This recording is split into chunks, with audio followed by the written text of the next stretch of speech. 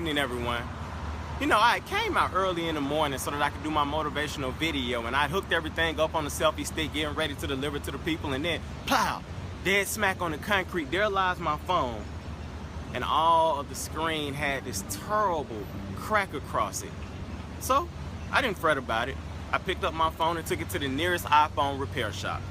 And they did such an amazing job. Shahad, thank you so much. iPhone repair. If anybody wants their iPhone repaired, I tell you, iRepair Fix is amazing. But that's not what we're talking about today. But hey, attitude is everything, and that one's coming up. But today I want to talk to you about, are you a procrastinator or are you being proactive? Are you putting out forest fires all the time, or are you preventing the forest fires before they ever even happen?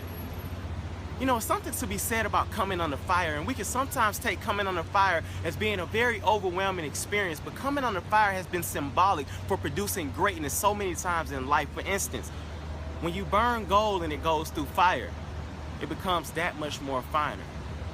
You know, when I was in middle school, I recall them talking about farmers, whenever they wanted the nutrients to get richer in the soil, they would take time where they would actually cut back. They would call it slash and burn farming, where they would burn an entire plot of land so that the nutrients would grow back richer, so that when the crops produced the next season around, then you had plentiful supply.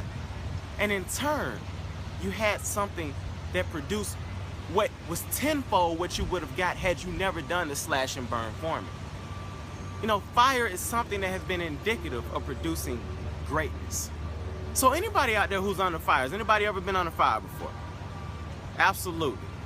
When you come under fire, don't take that as a situation where you duck, hide, and cover, stop, drop, and roll quite naturally in a physical sense, but not in a metaphysical sense. This is the time where you pick yourself up and you figure out a way to rush through that fire as fast as you can and become a greater person because of it. You know, I was having a conversation this past weekend. My daughter was attending a birthday party, and there was a guy, this young man, who I was speaking with just some months ago at her Easter party she went to, and he's a photographer.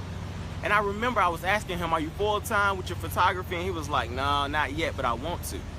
And so then all of a sudden, almost immediately after I saw him that day, we plugged in through social media, and I began to see him popping up everywhere. And even when I would be out, I would see him everywhere. It's like this guy was everywhere you could imagine taking photographs. So I saw him this past weekend. I said, hey, Jonas, man, what was it that changed? How is it that you just got out there? You can't still be working. He said, nah. He said, what happened was I went through some personal situations. I came under fire. And because of that, I just said, man, I'm going to do it. He said he went full throttle with it and hasn't looked back since. Things are on the up and up for him.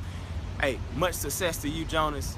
But the big idea here, people, is when you come under fire, don't stop and try to figure out what's going on around you. Rush through that fire. Allow it to build you and make you better, to shine that much firmer like that gold, to come back like those nutrients in that soil, and to achieve your greatest life ever. Be blessed, be encouraged, and as always, stay focused, my good people.